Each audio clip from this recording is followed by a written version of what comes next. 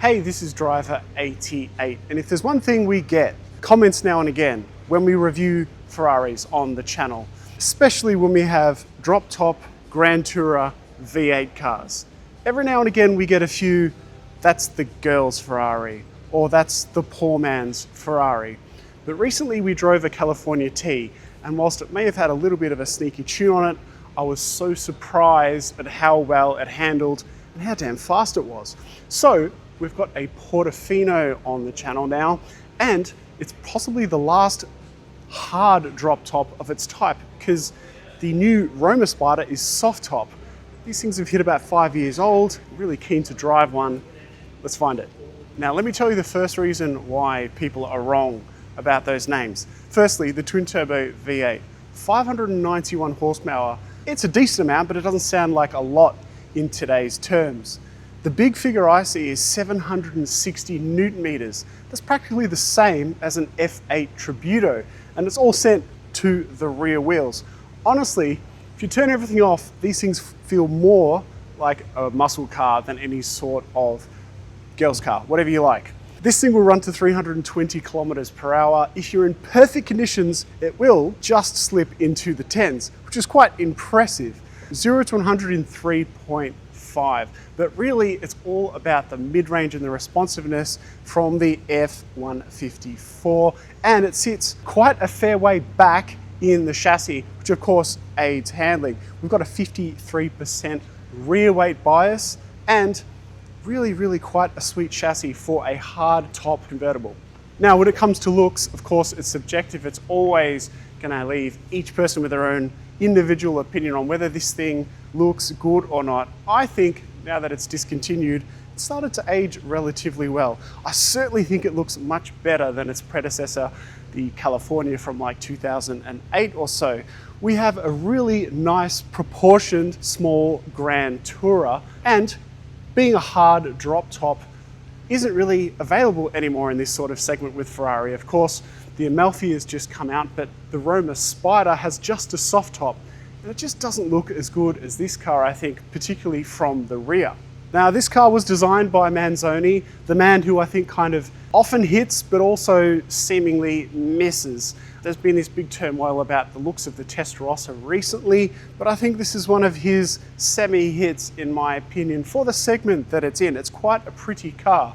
The longer you look at it, the better I think it looks. I mean, these wheels just fill the arches so well, enormous brakes, all aluminium, and really nice smooth lines. Now, when the Portofino first dropped, it was 400,000 Australian dollars before options.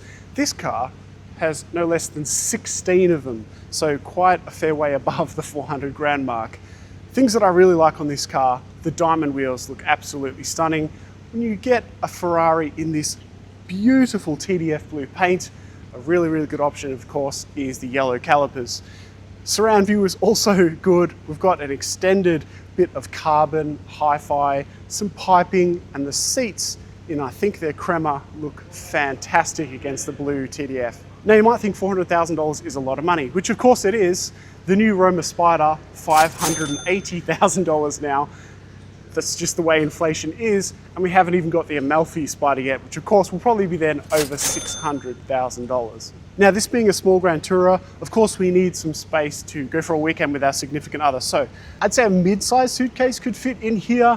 The rear seats, you could also put some luggage.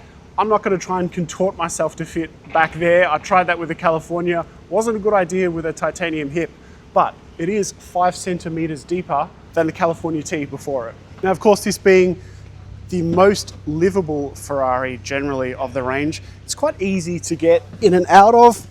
You don't have to do a crazy amount of contortion to get in, but it's still got quite a good seating position. The front is very raked, almost too raked, but my head is not hitting the roof, so that's a good thing.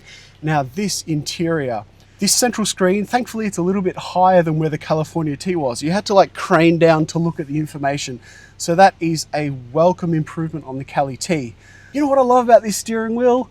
Buttons. We've got buttons, ladies and gentlemen, all over the steering wheel, so you don't always have to be looking down and swiping and doing the haptic dance and then clicking the wrong thing and going in menus just to change your suspension or whatever it is you like.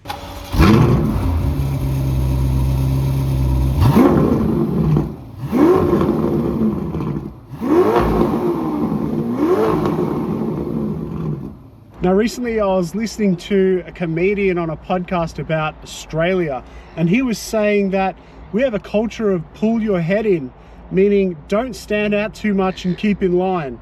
Forget that motto if you want to drive a Portofino with the roof down, because people here are probably going to call you a wanker, but that's okay. Just enjoy your Ferrari, because it sounds pretty damn good. Now, I've noticed very quickly that pretty much at any point with cold tires, you can spin the rears very, very easily. So I'm gingerly getting off the line because these rear tires are quite cold. This car's so much faster than people appreciate.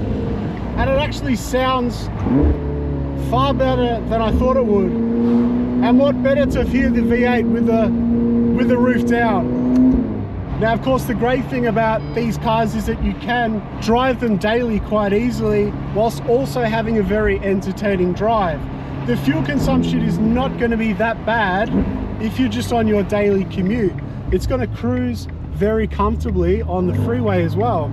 And again, like, there's elements of muscle car in here. I'm not just saying that. You have a decent amount of weight on the rears. You've got fat 285s, and all the torque gives it just a little bit of muscle car characteristic.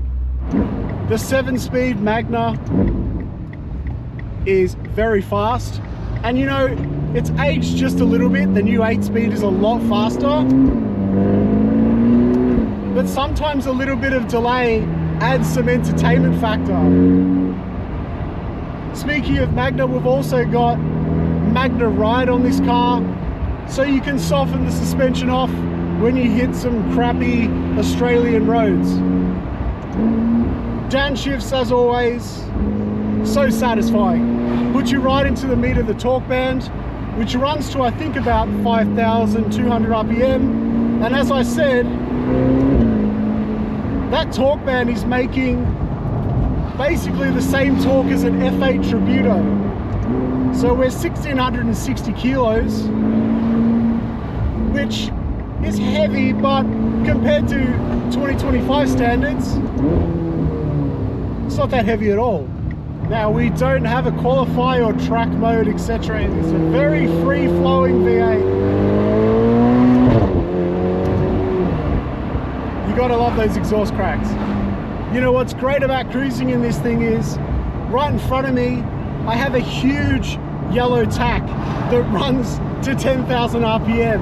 Despite the fact we're not getting there, it's just such a romantic thing to look at, rather than just this big digital screen. I think, you know, around this time period, we had some pretty amazing Ferraris. When I compare this to the Roma and the Cali T that I've driven before, it's a really sweet thing, and I think adds so much more having the roof down. It's got a real dual character to it. It can be a bit of a hooligan if you wanted to, and it can cruise all day long. I actually like the way that the weight transfers in this car. It's not too front heavy. There's nice exhaust cracks. Cars are just getting quieter and quieter these days. So, if you're interested in pretty much any Ferrari, as well as this one, get in touch with our friends at Lordbeck Luxury Cars. This is Driver 88, and I'll see you next time.